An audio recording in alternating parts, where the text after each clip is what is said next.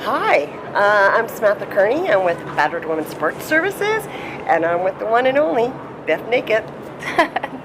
I am curious because in the interview we were sharing about trauma. Yes.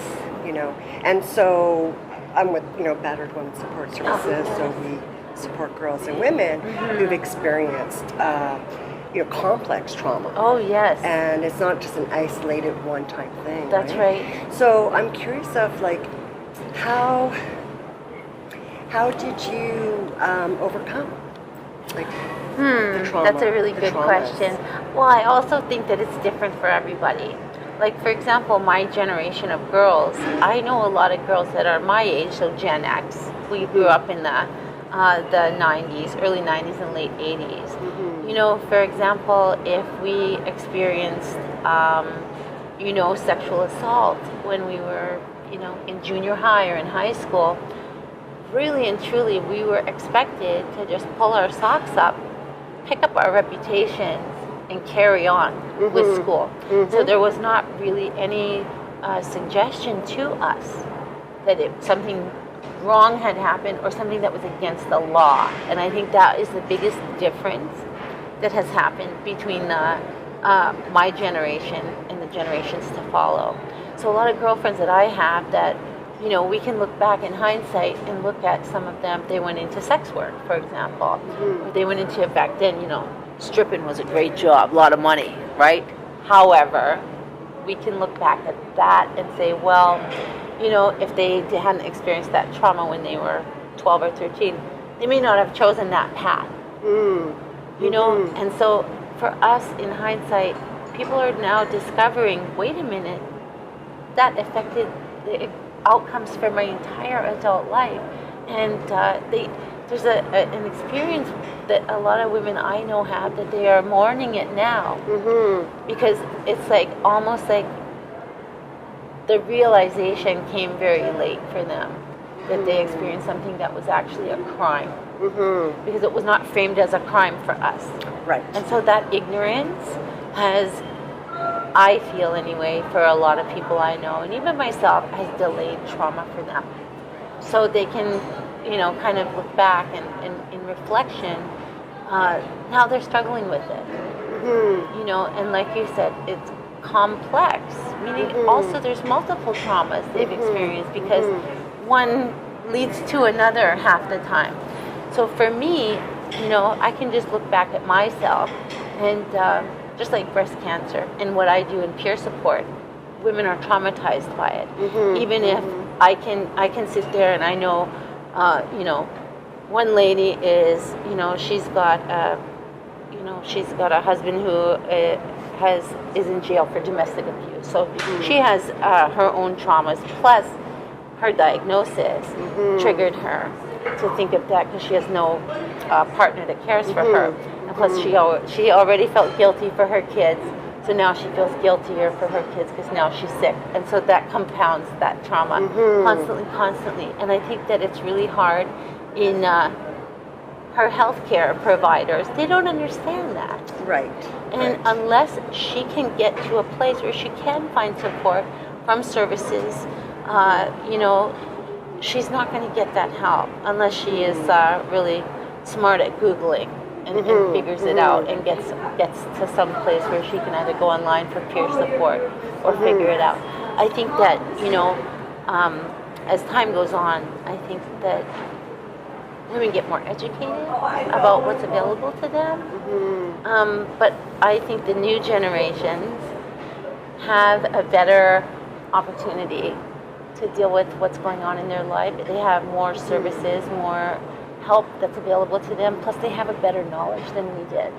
And I think, and too, it's also if there's systems too that acknowledge, hey, this is a crime. That's right. And also too, to acknowledge too, this is not a personal issue. This is a social issue. Yes. Right? Yes. And I think that's where maybe social media, also with the Me Too, and having platforms where it's not kind of controlled, by mainstream or the mainstream kind of systems, where there's these other platforms where women, girls, people could speak, right, to the violence they experience, or to hold, one's accountable. And I also see that too, of that it's not just within the individual, that it's now being shared on a more social level. Yeah, I think BWSS too is really unique. Of course, I'm biased because I'm from Vancouver, but I just think in the world it's unique because I also think that there's complex issues, probably depending on your geographical location and the demographic of the population. So it's different client populations and with their own complex issues that we can't even imagine. And I just think that must be like an endless conversation, but also opportunity to learn. And then hearing before, and also the connection to body, the mind, and talking about wellness, right? And I think at BWSS, at Battered Women's Support Services, we acknowledge that violence, that trauma, is not just a cognitive. It doesn't just affect us, cognitively. That there's also spiritually and also physically. Yes, for sure. And I think so. Having wellness conferences or hearing how you started to search out and connect with, if you want to say, alternative, healing properties. And so that's like, it's huge and it's powerful. And poetry is powerful. Oh, for sure. Sharing your story, art and everything. And so I admire what you have done and how brilliant you've been to figure that out, right? At a time where not all that's like, accessible. Oh, for sure. And then, and I also admire like, BWSS, that we also acknowledge that, so we have trauma-informed yoga. We use art in the healing. And so the traumas are complex, but also, the healing could come in various ways, Yeah, and it probably has to vary depending on the individual and what resonates with them. Exactly. And to make it genuine, right? Because, I'm thinking, with violence or with traumas, usually it's done by somebody that's supposed to, in a relationship, right? Maybe it's, a husband. And so usually the violence is done by someone that's supposed to love and supposed to care. So, I mean, how mind-blowing is all that, right? And to try to figure that out. And so that the healing has to be very much genuine to, the survivor and also make sense.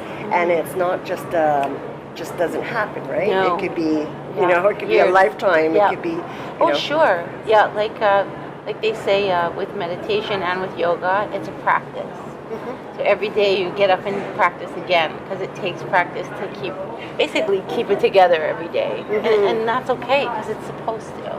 I think that's also the other thing is for our survivors to give themselves permission to keep going through it every day and to just start again because it's not going to go away for you. And those responses will always be there. Some of them are habits that you can eventually, hopefully, get better at.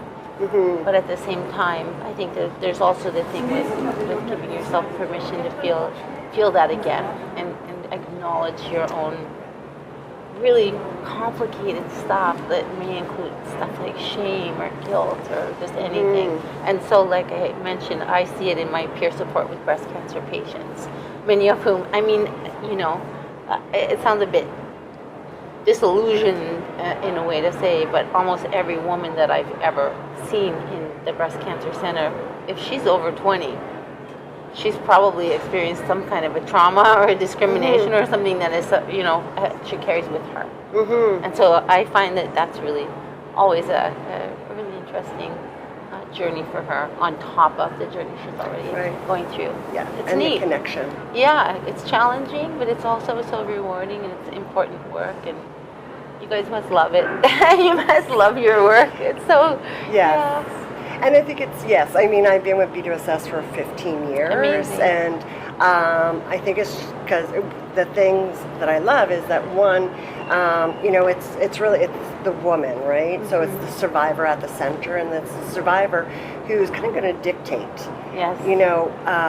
what they're ready for, how they want to kind of do it, and all that, and truly respect and be with the woman from day one to however many days, and then we see the transformations, and build on the strengths, because violence against it's not a pretty thing whatsoever, but there sometimes we can get strength from that. We could reframe it, transform that hurt, that trauma into power, into skills, into